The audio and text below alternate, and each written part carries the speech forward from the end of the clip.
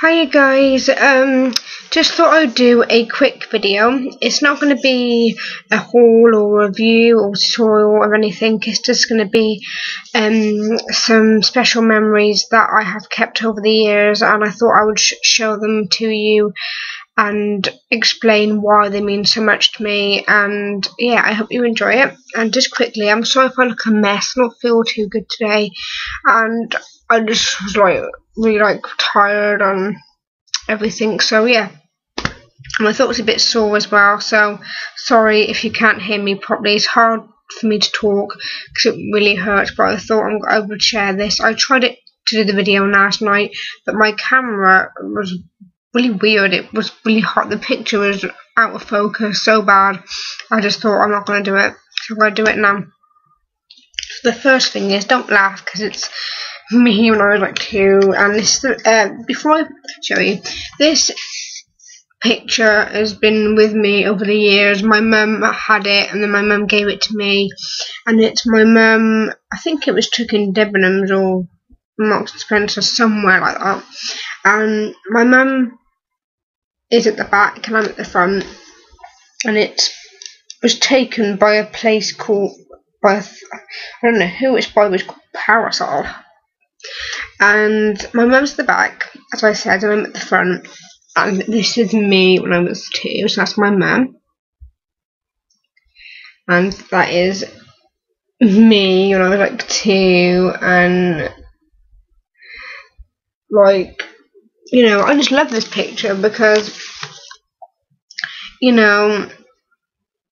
it's just, really cute, I think, because it shows me when I was 2, sat on my mum's lap, and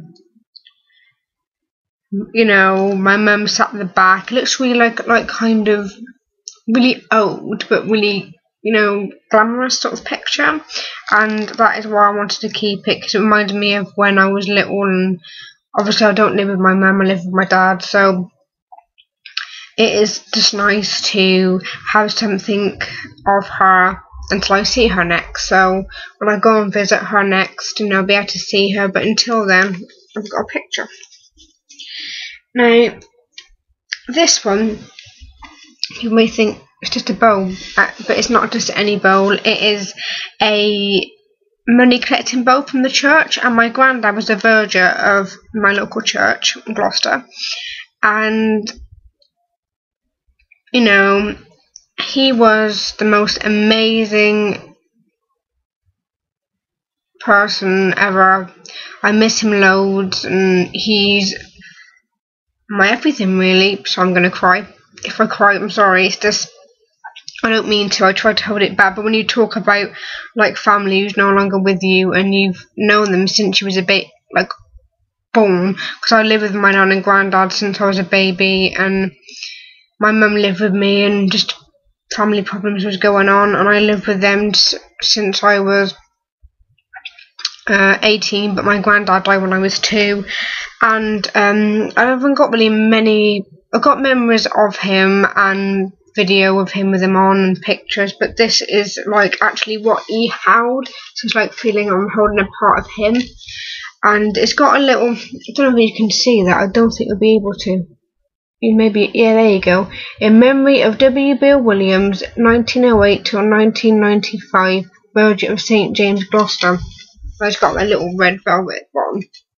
Sadly, it didn't come with the little cloth that came inside, but this is more important than a cloth, to be honest.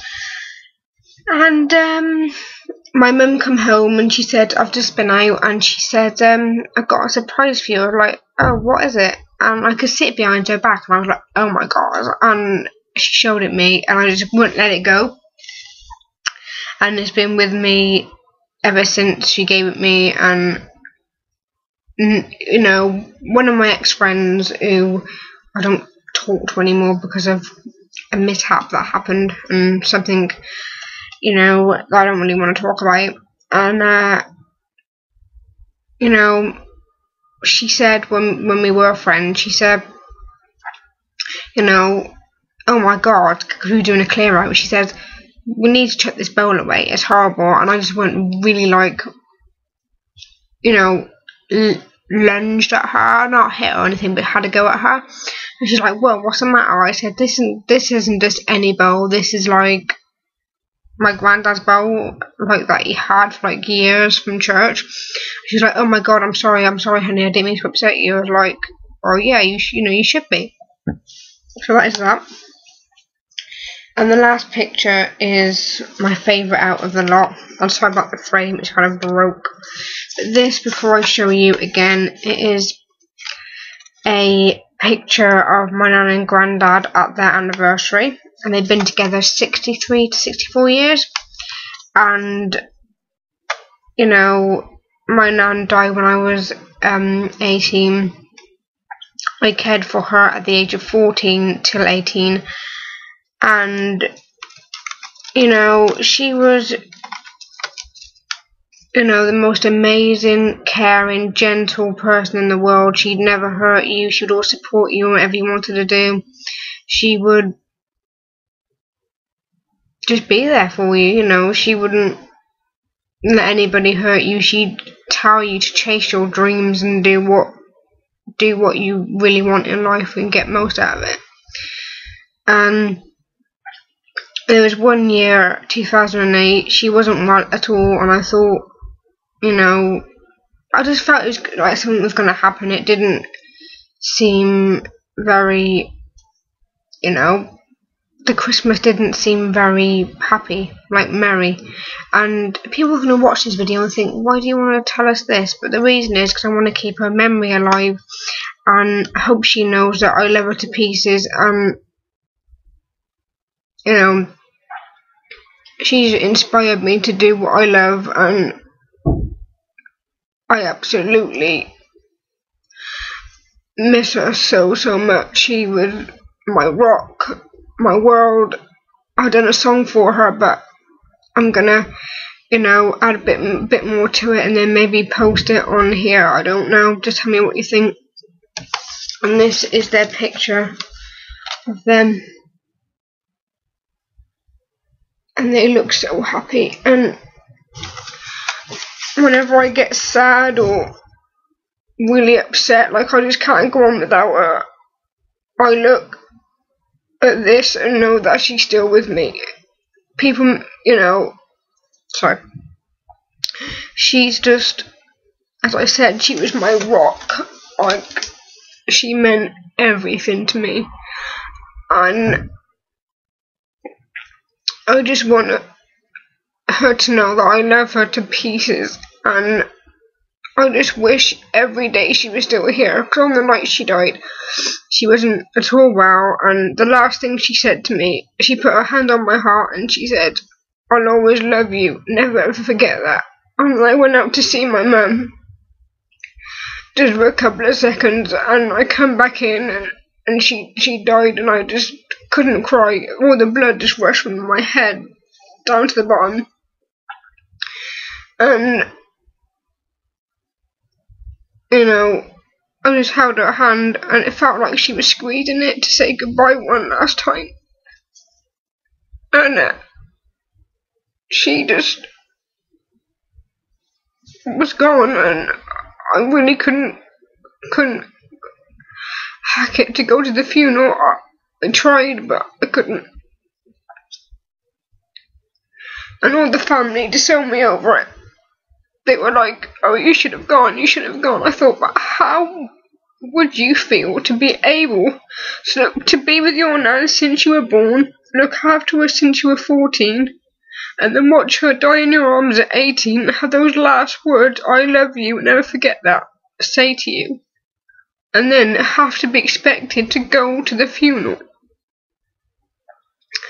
And I just thought, you know, and then behind my back they used to say, "Oh, you killed her, you killed her," and I was like,